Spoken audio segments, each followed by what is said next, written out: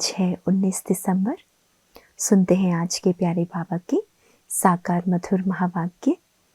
बाबा कहते हैं, मीठे बच्चे अब घर जाना है, इसीलिए देही अभिमानी बनो।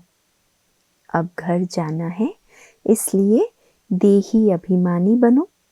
एक बाप को याद करो तो अंत मति सो गति हो जाएगी। घर जाने की तैयारी क्या क्या करनी है?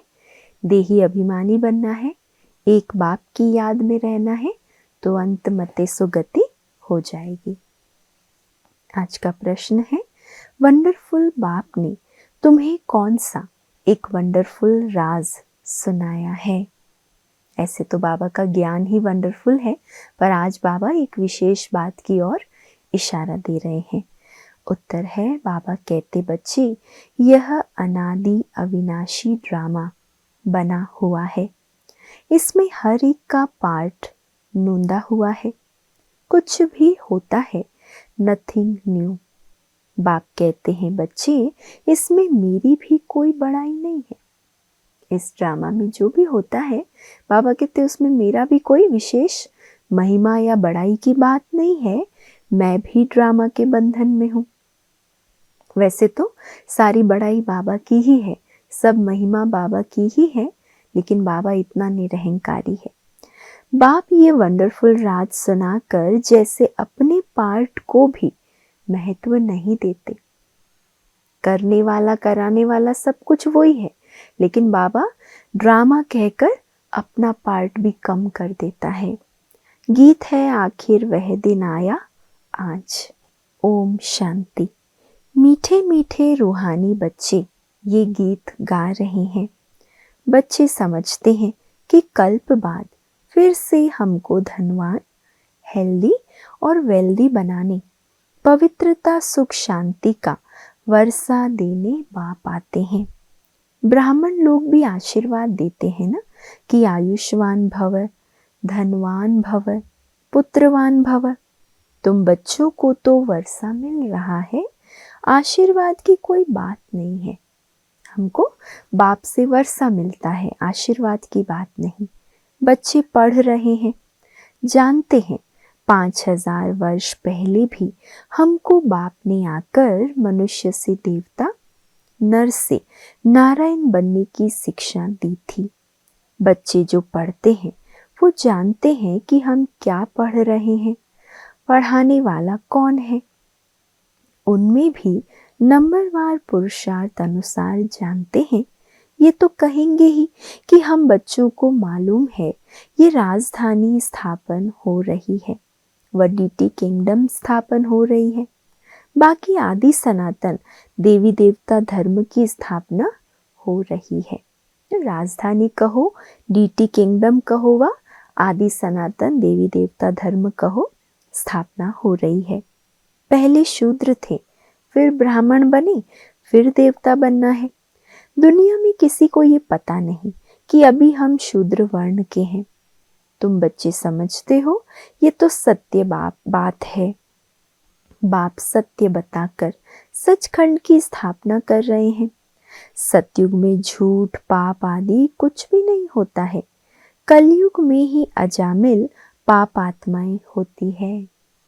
ये समय बिल्कुल रौरव नर्क का ही है। दिन प्रतिदिन रौरव नर्क दिखाई पड़ेगा। मनुष्य ऐसा ऐसा कर्तव्य करते रहेंगे जो समझेंगे बिल्कुल ही तमो प्रधान दुनिया बनती जा रही है। इसमें भी काम महाशत्रु है। इस दुनिया को तमो प्रधान बनाने वाला कौन है? काम महाशत्रु। कोई मुश्किल पवित्र शुद्ध रह सकता है। आगे जंगम अर्थात फकीर लोग कहते थे, ऐसा कलयुग आएगा जो 12-13 वर्ष की कुमारियां बच्चा पैदा करेगी। अब वह समय है। कुमार कुमारियां आदि सब गंद करते रहते हैं। जब बिल्कुल ही तमो प्रधान बन जाते हैं, तब बाप कहते हैं, मैं आता हूँ, मेरा भी ड्रामा में पार्ट है। मैं भी ड्रामा के बंधन में बंधा हुआ हूँ। तुम बच्चों के लिए कोई नई बात नहीं। बाप समझाते ही ऐसे हैं, चक्र लगाया, नाटक पूरा होता है। अब बाप को याद करो तो तुम सतो प्रधान दुनिया के मालिक बन जाएंगे। कितना साधारण रीति समझाते हैं। बाप कोई अपने पार्ट को इतना महत्व नहीं देते। एक तो बाबा इतना निष्काम सेवाधारी है, दूसरा बाबा इतना निरहंकारी है जो कहता है कि मेरा भी कोई ऐसा पार्ट नहीं है, ये तो मेरा पार्ट है, कोई नई बात नहीं। हर 5000 वर्ष बाद मुझे आना पड़ता है। ड्रामा में मैं बंधाई मान हूँ। आकर तुम बच्चों को बहुत सहज याद की यात्रा बताता हूँ। अंतमते सोगति, वो इस समय के लिए ही कहा गया है। ये अंत काल है ना। बाप युक्ति बताते हैं। क्या युक्ति है? माँ में कम याद करो तो सतो प्रधान बन जाएंगे। बच्चे भी समझते हैं हम नई दुनिया के मालिक बनेंगे। बाप घड़ी घड़ी कहते हैं नथिंग न्यू। एक जिन की कहानी सुनाते हैं ना, उसने कहा काम दो, तो क्या काम दिया जिन को? सीढ़ी चढ़ो और उतरो। बाप भी कहते हैं ये खेल भी उतरने और चढ़ने का है। पतित से पावन, पावन से पतित बनना है। ये कोई डिफिकल्ट बात नहीं है बहुत सहज। परंतु युद्ध कौन सी है, ये ना समझने के कारण शास्त्रों में लड़ाई की बात लिख दी है। वास्तव में माया रावण पर जीत पाना तो बहुत बड़ी लड़ाई है। बच्चे देखते हैं हम घड़ी घड़ी बाप को याद करते हैं, फिर याद टूट जाती है। माया दीवा बुझा देती है। इस पर गुल बकावली की भी कहानी है। बच्चे जीत पाते हैं, बहुत अच्छे चलते हैं, फिर माया आकर दीवा बुझा देती है। बच्चे भी कहते हैं बाबा माया के तूफान तो बहुत आते हैं। तूफान भी अनेक प्रकार के बच्चों के पास आते हैं। कभी कभी तो ऐसा तूफान जोर से आता है जो 8-10 वर्ष के पुराने अच्छे अच्छे झाड़ भी गिर पड़ते हैं। बच्चे जानते हैं, वर्णन भी करते हैं। अच्छे अच्छे माला के दाने थे, आज है ही नहीं। ये भी मिसाल है, गज को ग्राह ने खाया। ये है माया का तूफान जो अच्छे अच्छे बच्चों को भी अपने साथ ले जाता है। बाप कहते हैं इन 5 विकारों से संभाल रखते रहो, याद में रहेंगे तो मजबूत हो जाएंगे। देही अभिमानी बनो, ये शिक्षा बाप की एक ही बार मिलती है। ऐसा कभी कोई और कहेंगे नहीं कि तुम आत्मा अभिमानी बनो। सत्युग में भी ऐसा नहीं कहेंगे। नाम रूप देश काल सब याद रहता ही है। इस समय तुमको समझाता हूँ, अब वापस घर जाना है। तुम पहले सतो प्रधान थे। सतो रजो तमो में तुमने पूरे 84 जन्म लिए। उसमें भी नंबर 1 ये ब्रह्मा है। सतो प्रधान से फिर हमने सतो रजो तमो में अनेक जन्म लिए, लेकिन इस सृष्टि के चक्र में नंबर 1 है ब्रह्मा बाबा। औरों के 83 जन्म भी हो सकते हैं, इनके लिए पूरे 84 जन्म है। ये पहले पहले श्री नारायण थे। इनके लिए कहते हैं गोया सबके लिए समझ जाते हैं। बहुत जन्मों के अंत में ज्ञान लेकर फिर वे नारायण बनते हैं। झाड़ में भी दिखाया है ना, यहाँ श्री नारायण और पिछाड़ी में ब्रह्मा खड़ा है। नीचे राजयोग सीख रहे हैं। प्रजापिता को कभी परम पिता नहीं कहेंगे। परम पिता एक को कहा जाता है, प्रजापिता फिर इनको कहा जाता है। ये देहधारी है, वह विदेही विचित्र है। लौकिक बाप को पिता कहेंगे, इनको प्रजापिता कहेंगे। वह परम पिता तो परम धाम में रहते हैं। प्रजापिता ब्रह्मा परम धाम में नहीं कहेंगे, वह तो यहाँ साकारी दुनिया में हो गया है, सूक्ष्म वतन में भी नहीं है। प्रजा तो है स्थूल वतन में। प्रजापिता को भगवान नहीं कहा जाता। भगवान का कोई शरीर का नाम नहीं। मनुष्य तन जिस पर नाम पड़ते हैं उनसे वह न्यारा है। आत्माएं वहां रहती है तो स्थूल नाम रूप से न्यारी है, परंतु आत्मा तो है ना, साधु संत आदि सिर्फ घर बार छोड़ते हैं, बाकी दुनिया के विकारों के अनुभवी तो है ना। छोटे बच्चे को कुछ भी पता नहीं रहता, इसलिए छोटे बच्चे को महात्मा से भी ऊंचा माना जाता है। छोटे बच्चे को कुछ भी पता नहीं रहता, इसीलिए उनको महात्मा कहा जाता है। 5 विकारों का उनको पता ही नहीं रहता, इसीलिए छोटे बच्चे को पवित्र कहा जाता है। इस समय तो कोई पवित्र आत्मा हो नहीं सकती, छोटे से बड़ा होगा फिर भी पतित तो कहेंगे ना। बाप समझाते हैं सबका अलग अलग पार्ट इस ड्रामा में नूंदा है। इस चक्र में कितने शरीर लेते हैं, कितने कर्म करते हैं, जो सब फिर रिपीट होना है। पहले पहले आत्मा को पहचानना है। इतनी छोटी आत्मा में 84 जन्मों का अविनाशी पार्ट भरा हुआ है। यही है सबसे वंडरफुल बात। आत्मा भी अविनाशी, ड्रामा भी अविनाशी है, बना बनाया है। ऐसे नहीं कहेंगे कब से शुरू हुआ। कुदरत कहते हैं ना, आत्मा कैसी है, ये ड्रामा कैसे बना हुआ है, इसमें कोई कुछ भी कर नहीं सकता। जैसे समुद्र अथवा आकाश का अंत नहीं निकाल सकते, ये अविनाशी ड्रामा है। कितना वंडर लगता है।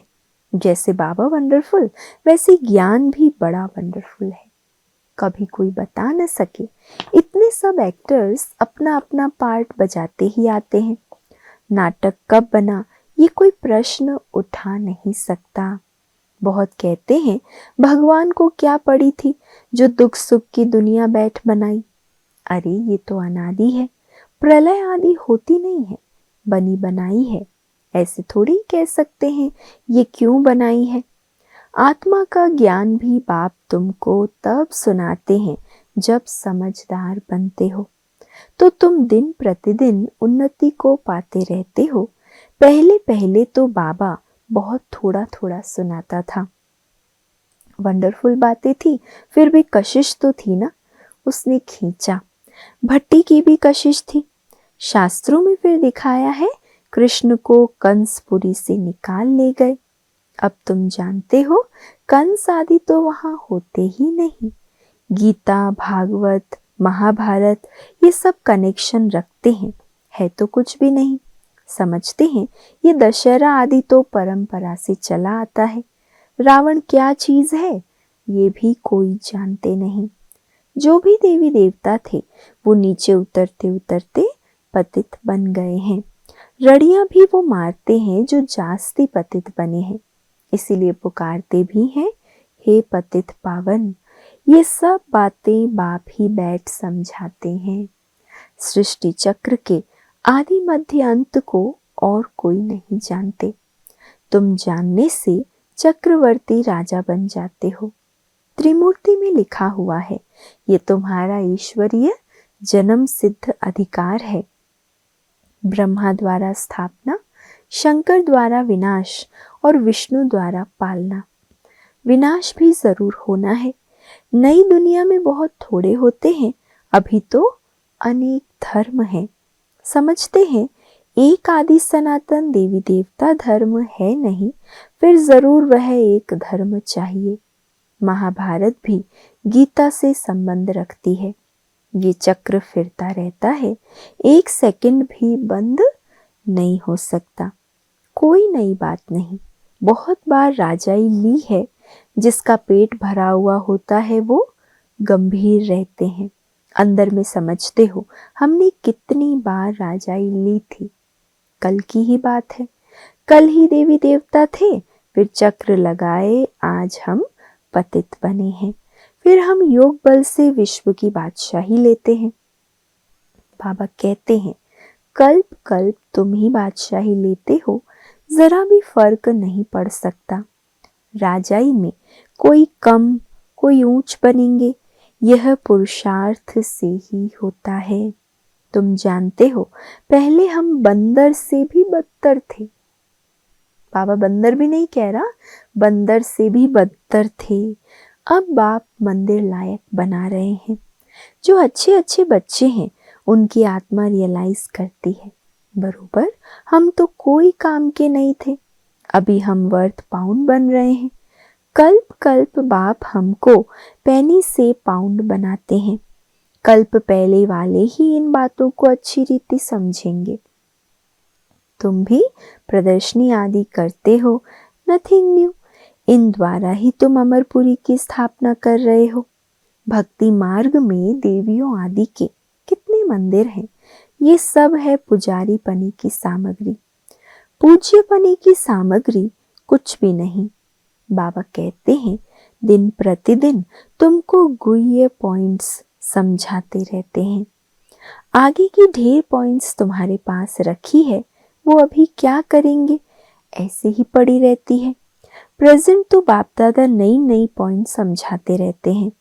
आत्मा इतनी छोटी सी बिंदी है, उनमें सारा पार्ट भरा हुआ है। ये पॉइंट कोई आगे वाली कॉपियों में थोड़ी होंगी। फिर पुरानी पॉइंट्स को तुम क्या करेंगे, पिछाड़ी की रिजल्ट ही काम आती है। दिन प्रतिदिन बाबा नॉलेज को भी अपग्रेड करते हैं, हमारी बुद्धि को भी विशाल बनाते जाते हैं। बाप कहते हैं कल्प पहले भी तुमको ऐसे ही सुनाया था। नंबरवार पढ़ते रहते हैं, कोई सब्जेक्ट में नीचे ऊपर होते रहते हैं। व्यापार में भी ग्रहचारी बैठती है, इसमें हार्ट फेल नहीं होना होता। फिर उठकर पुरुषार्थ किया जाता है। मनुष्य दिवाला निकालते हैं, फिर धंधा आदि कर बहुत धनवान बन जाते हैं। यहाँ भी कोई विकार में गिर पड़ते हैं, फिर भी बाप कहेंगे अच्छी रीति पुरुषार्थ कर ऊंच पद पाओ। फिर से चढ़ना शुरू करना चाहिए। बाबा आथत देते हैं, उमंग दिलाते हैं। बाप कहते हैं गिरे हो फिर चढ़ो। ऐसे बहुत हैं, गिरते हैं तो फिर चढ़ने की कोशिश करते हैं। बाबा मना थोड़ी करेंगे, बाप जानते हैं ऐसे भी बहुत आएंगे।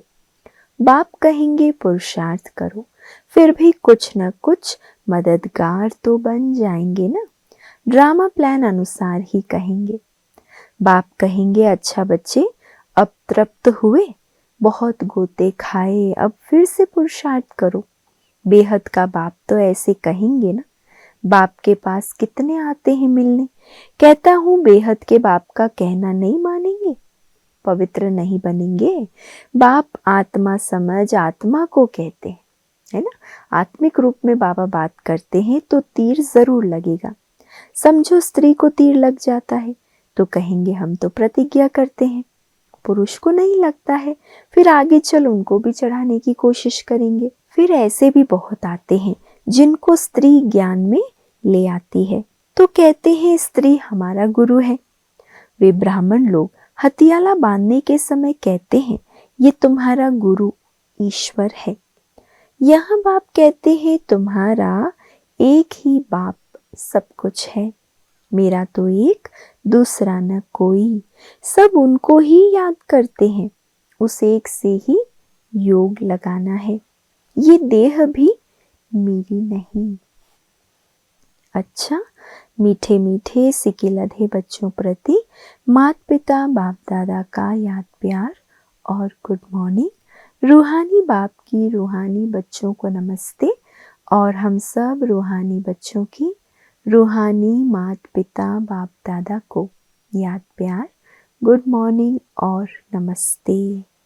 धारणा के लिए आज का मुख्य सार है, पहला, कोई भी ग्रहचारी आती है तो दिल शिकस्त हो बैठ नहीं जाना है, फिर से पुरुषार्थ कर बाप की याद में रहे ऊंच पद पाना है। दूसरा, स्वयं की स्थिति याद से ऐसी मजबूत बनानी है जो कोई भी माया का तूफान वार न कर सके। विकारों से अपनी संभाल करते रहना है। आज का वरदान, सर्व शक्तियों की लाइट द्वारा आत्माओं को रास्ता दिखाने वाले चैतन्य लाइट हाउस भव। सर्व शक्तियों की लाइट द्वारा आत्माओं को रास्ता दिखाने वाले चैतन्य लाइट हाउस भव। यदि सदा इस स्मृति में रहो कि मैं आत्मा विश्व कल्याण की सेवा के लिए परम धाम से अवतरित हुई हूँ, तो जो भी संकल्प करेंगे, बोलेंगे, उसमें विश्व कल्याण समाया हुआ होगा। और यही स्मृति लाइट हाउस का कार्य करेगी। जैसे उस लाइट हाउस से एक रंग की लाइट निकलती है, ऐसे आप चैतन्य लाइट हाउस द्वारा सर्व शक्तियों की लाइट आत्माओं को हर कदम में रास्ता दिखाने का कार्य करती रहेगी। स्लोगन: स्नेह और सहयोग के साथ शक्ति रूप बनो। स्नेह और सहयोग के साथ शक्ति रूप बनो तो राजधानी में नंबर आगे मिल जाएगा। अव्यक्त इशारे हैं, जैसे कर्म में आना स्वाभाविक हो गया, वैसे कर्मातीत होना भी स्वाभाविक हो जाए। कर्म भी करो और याद में भी रहो। जो सदा कर्म योगी की स्टेज पर रहते हैं, वे सहज ही कर्मातीत हो सकते हैं। जब चाहे कर्म में आए और जब चाहे न्यारे बन जाएं, ये प्रैक्टिस कर्म के बीच बीच में करते रहो। जब चाहे कर्म योगी और जब चाहे कर्मातीत बन जाएं। अच्छा, ओम शांति।